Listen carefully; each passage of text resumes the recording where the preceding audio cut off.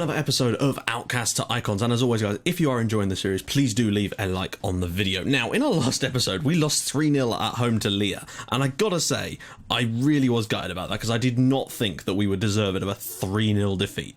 Like, I don't know where that came from. Considering we've been doing okay up till that point, still struggling to pick up a consistent amount of wins, but not losing too often too, and that was kind of the big deal. And things have kind of continued down that same route. We're doing well at not losing too many games, but we're also not doing so well when it comes to winning loads of games, and I really do think it's going to be a bit of a struggle. Now, I took a little look at the league rules again, because some people did explain how the league works, but I wanted to see if that was exactly how it works in the game, and it isn't. People said that basically after 22 matches it splits top and bottom, like top half and bottom half, and then those two teams play each other, those 6 teams play each other twice, if that makes sense. But I don't think that's how this database does it. I think this database just does it so that it splits. Sorry, there's no split, but there's just a third round of fixtures, basically, where you play everyone once. That seems to be the way that they've done it with this database. So they may not actually come to pass, because, again, the fixtures haven't actually come out yet. So I don't really know how that's working. I'll obviously let you know in the next episode when we're actually at a stage, because I can't really tell at the moment. But what I do know, however, is that I thought the bottom club went down and that the team in 11th got into a relegation playoff. Not true. So it turns out that the bottom 2 teams go down, and then the 10th place team goes into a relegation playoff. So it's actually looking like an even tougher task at the moment. A couple of other things. Somebody gave me a list of some players to sign, people like some players to look at, players like Reginio, Francois, I don't even know who these people are, and a guy called Wesley Ngo Beheng. Yeah, none of them are in this database. I don't know if you were messing around or whatever it was. But anyway, yeah, so that. Someone also wanted me to know if Razak used to play for City. He did not. And someone also wanted me to see if Patrick Roberts was at City. He is not. He is still at Fulham. And please don't take that as a way of going, oh, check this, check that. I'm not going to do that. I was just curious about that myself. We have, however, made some January signings. I decided to go out and just do it. I also got my coaching badge, National B licence, and best thing here, I've immediately got myself on the studying for the National A licence. The club are happy to fund that as well, so that's good. They're also funding a licence. I asked for one from one of my coaches, so that's good too. So that's all good stuff. The slight downside of the way things are going is squad are unhappy with me at the moment, mainly because Christ, what was it? That's right, I've got a player, it's Mbuno. He got that quite a bad injury. It was about 5 to 6 weeks. So when he came back from his injury, obviously he had like 40% match fitness or something. So obviously he wasn't going to be starting games. Now, after a couple of weeks of me playing him in the reserves, his match fitness was about 55%, because they do seem to take a little while to get up to scratch. He then came to me and started complaining about not getting first team football. I'm not going to play a player who's got 55% match fitness. But then, because I wasn't doing that, and obviously you know what happens when you don't play them, they complain. Whole squad got on my back and said that he should be playing. I said no, you know, this guy's going to be, you know, he'd be taking one of your places. They all said no, we want him to take our places. Then they all got on my back about that, which is a bit of annoying. And then ever since that's happened, loads of like youth players with like backup or prospect or youngster roles have all come and said they want to play, and there's no way of getting out of it. Basically, like everything you say, they want to play or they leave. It's either play or leave, and it's a fucking annoying feature because it's just so unrealistic. And we're back to this shit again. Disappointing. Hopefully, though, we can sort of muster our way through this, because the squad harmony was totally fine until that, and it's really stupid. Why would a player with 0 match fitness want to play? Like, I understand they want to play, but like, surely that there should be something in there that says, well, if they're not match fit, they shouldn't be allowed to demand to play. It's, you know. And I know you get match fitness from playing, which is why I'm playing him in reserve games. But I'm not going to risk getting an injury in, as you'll see why I wouldn't risk doing that, because we've had some nasty injuries this month. So that's a little bit frustrating. So before we get into the fixtures, I'm going to show you who we've brought in. We're still working on a few other things. Right, so transfers in. A couple of players have gone out on loan. So Buttigieg is a striker, not the defensive one. Felix Peplo's gone out. Charles Mekalev, although we signed him, he's young, so he's gone out on loan. And also the guy that was complaining about no match fitness has also left and gone to Nashar for the rest of the season, because I felt that we could do without him for the rest of the year, and it might just get him out the way. Now, things I've done, I've actually signed some players for some money. We've spent £27,000. I felt we needed to do this. I went out and said, right, let's get some players that we can bring through a little bit more and be a little bit more developmental with. So this is the first one. This is Aidan Frigieri. Defensive type of forward. Again, his condition isn't brilliant at the moment because he's been playing some reserve games to get his fitness up. But for me, that potential is great, and I like the look of him. He's still only 20. The board want to see me signing some young players, so this is exactly what I've gone out and done. He's sort of your big lummox of a forward, but hey, sometimes you need that kind of thing, and it'll be quite useful for our 2 up top type of tactic, so that's good to see. I'm liking him a lot, actually. I'm pretty pleased to bring him in, and he's a real player too, so that's kind of cool. So we brought him in. Next up is Sandro Grima, who we actually brought in from Valletta, of all teams. I don't know how we managed this. I really don't. But hey, he was happy to come to us. £3,000. He's only 19 years old, and I felt, I don't know, I saw something in him. He's got, again, great potential, which is always what I'm interested in, but quite decent mental stats for a 19-year-old. Some reasonably decent physicals. He's a sort of defensive midfielder, can play in the centre as well, but we needed to boost those areas of our team, and that's kind of important for me. Good natural fitness as well, so I'm hoping that he'll be a good one as well. So him. And the one the one that sort of slotted in a little bit more is Albert Camilleri. Still only 17 years old. We got him off of Zebbug, and I'm really pleased with this lad, because he can play at centre-back as well as defensive midfield, and he's a great sort of midfield defensive utility man. He's got some really good stats, I have to say. Great teamwork as well. I'm really pleased with this lad. He's only on a non-contract at the moment, but I will probably try and get him on a part-time basis just to make sure that we don't lose him, because I think he's probably the pick of the bunch, which is why we've shelled out £17,000 to bring him to the club. But I felt that it was worthwhile. Plus, it takes a player potentially away from one of our relegation rivals, so not such a bad idea themselves there either.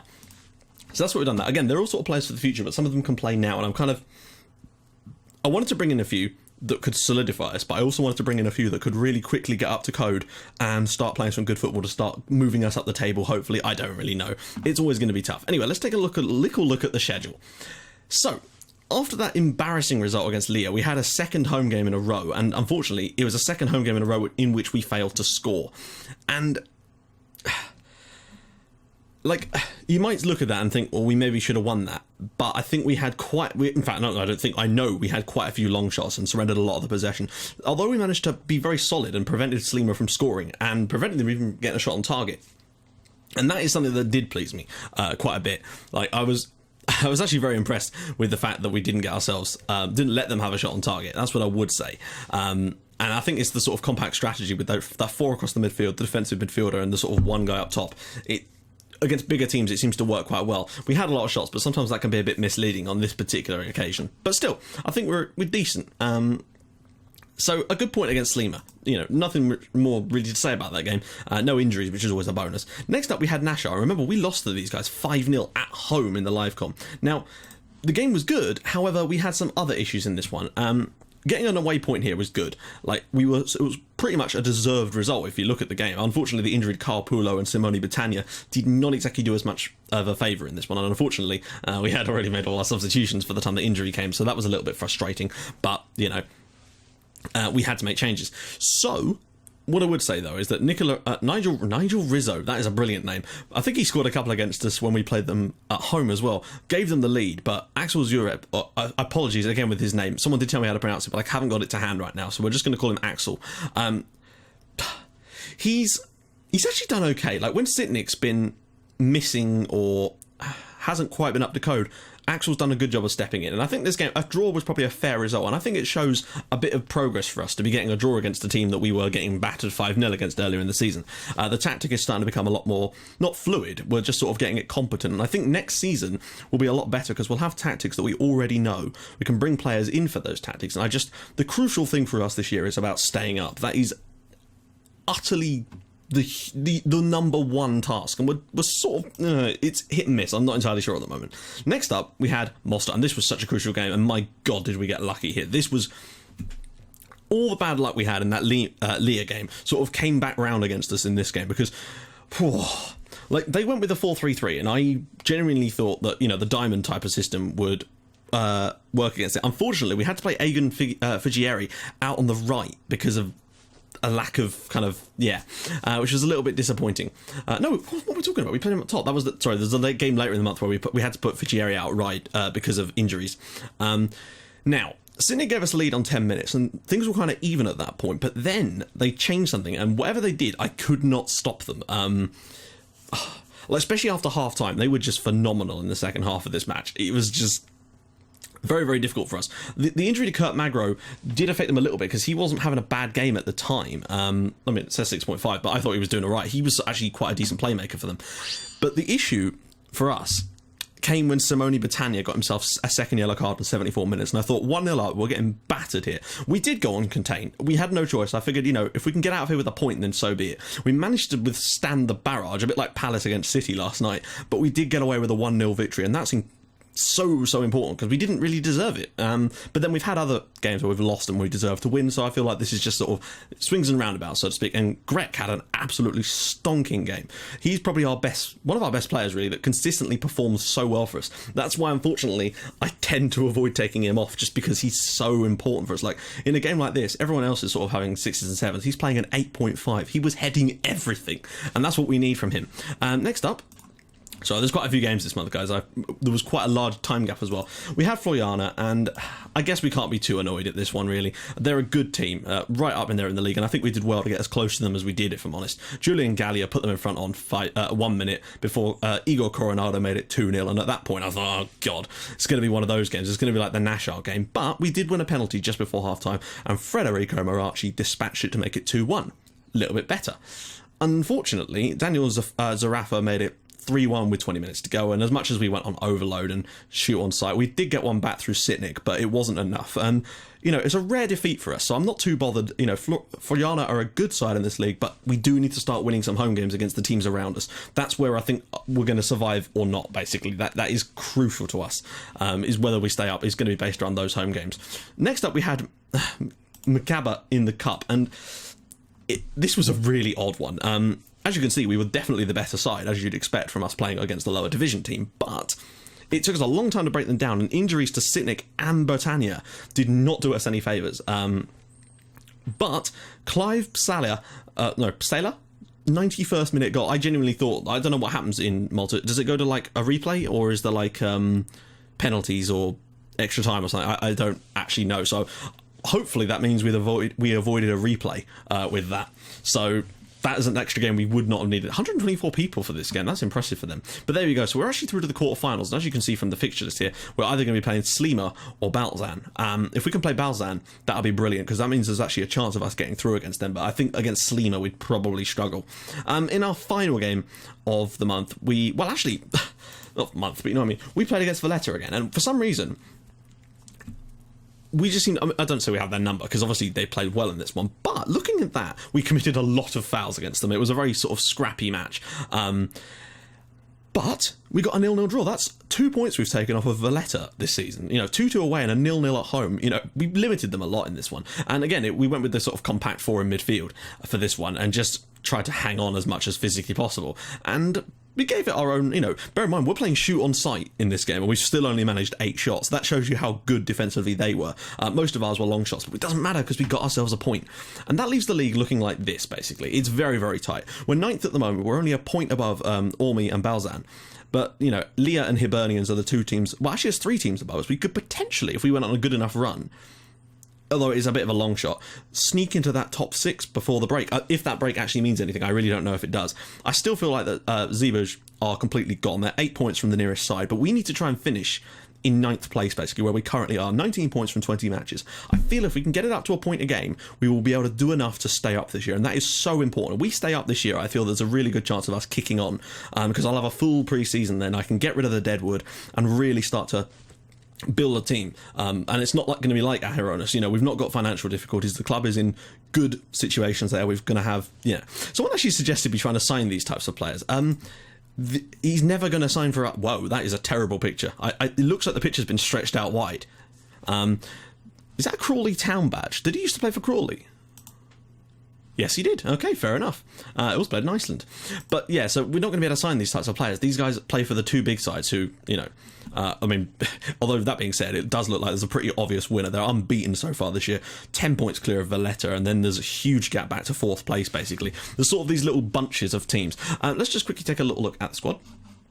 Sorry, I was checking something. When I was giving my youth players contracts, I went through and see who had the most potential and got them on, not professional, but part-time deals, just to make sure we couldn't lose them on non-contract deals. Sitnik's got the most goals for us so far, though, with 9, which is decent. Marachi's got his 4 penalties, too. Assist-wise, Sitnik and Pulo have 5 apiece. Player of the match, Paul Gregg. No surprise there with 4 Player of the Match awards, although he is injured at the moment, which is a shame. Nobody's quite managed to top the average ratings, though. Aerial challenges, Gregg with 36. Key passes, 35 for Razak, which is nice. Key tackles, obviously Greg with 31, and interceptions, he's flying there as well. Value, of course, Mbono, and I might have to move him on in the summer just because he seems like a bit of a bad egg, and we don't want those kind of players at this club, you know, and we could probably get a shitload of profit on him because we signed him for free. So if we could maybe move him on for like 20,000-30,000, that would do lovely stuff for our transfer budget next season. Anyway, that's enough of that. Let's get into the actual games. We're away at Zebbug. They're playing a 4-3-3, so I'm going to go with the Diamond today because that generally seems to be the one that works. We've not played it for a few matches. Hopefully we've got enough players. Unfortunately, our goalkeeper's got a cold as well, which doesn't help. So let's just see what we've got available. Sitnik, Axel, Pulo, Agius, Razak. That's solid on the wings. Albert Camilleri, the youngster. Desira, Salah, another Camilleri, Daniel Camilleri, and obviously Marachi. Mercicha will be in goal. We've got a blacked out. We need to sign ourselves maybe a third choice goalkeeper. But we've got some strength off the bench. Sammer, another Camilleri, and obviously Gallia. But again, missing the likes of Gerarda, Grek, Bayarda, Batania, who just isn't fit at the moment, unfortunately. That's an issue. A lot of these players, when they get an injury, they're out for a lot longer than you think because it takes them too long to get back to match fitness, and that's a problem. Right, let's do this. Camilleri, yep. Make sure we've got everything set up. Good, right, we're good, yep. They're the favourites, but I don't know. I feel like there's a chance for us here.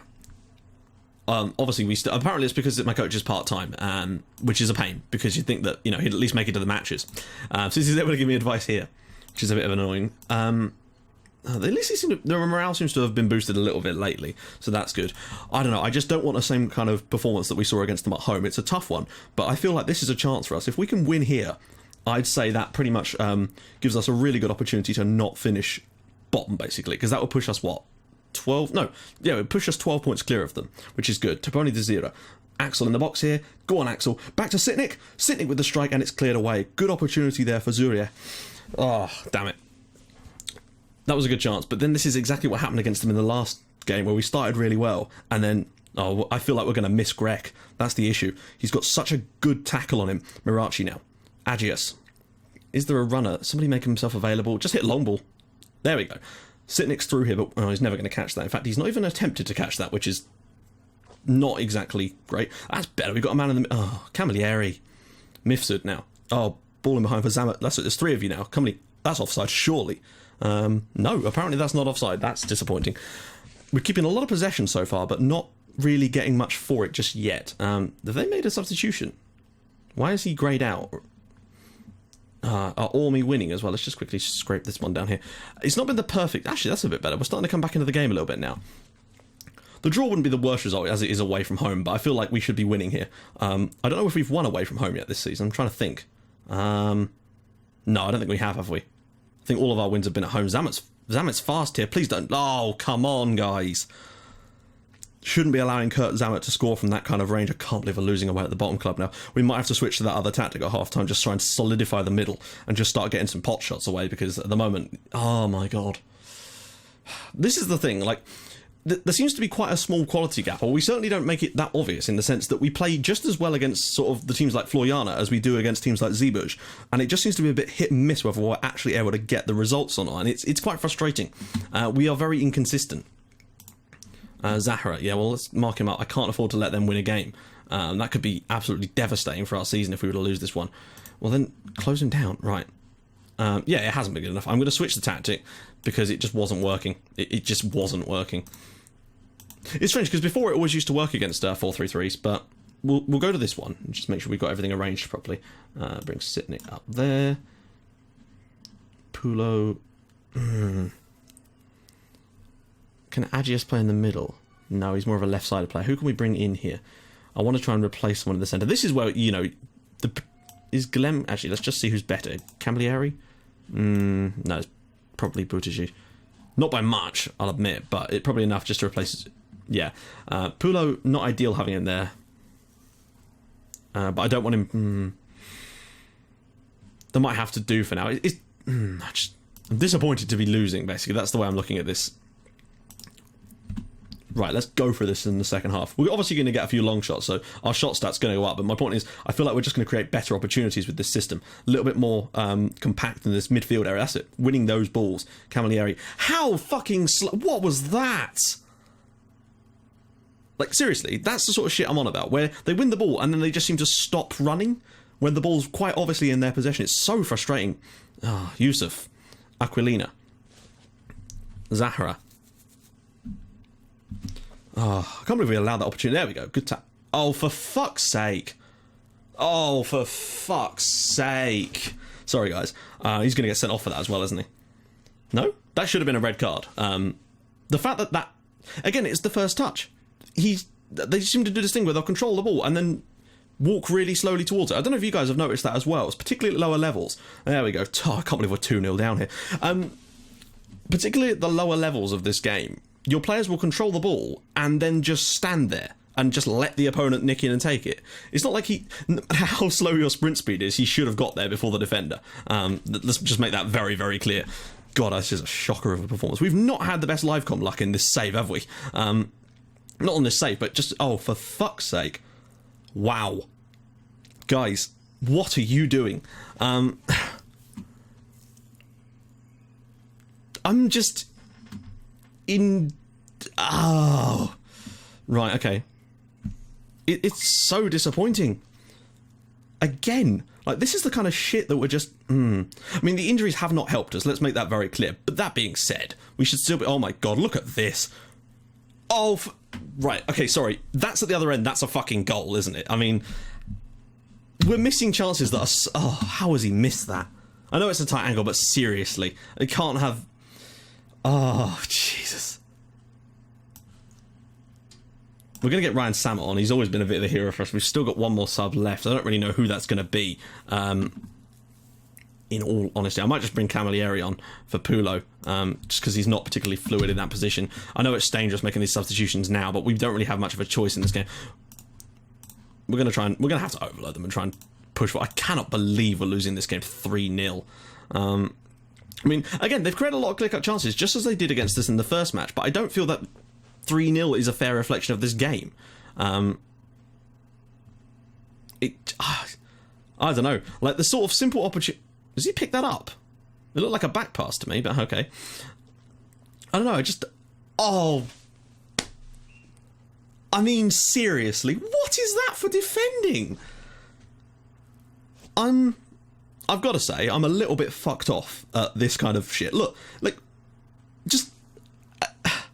I don't see that happening to them. And this has happened so many times. Oh, well, I thought we'd avoided it. Like, the last few games, I've actually been quite happy with the way things are going, and we've avoided that kind of thing in general, and that's been pleasing. And I thought we kind of got past that kind of crap now that the formation was a bit more fluid. But we're back again. Let me guess. Long ball over the top, and he's just going to miss the defenders again.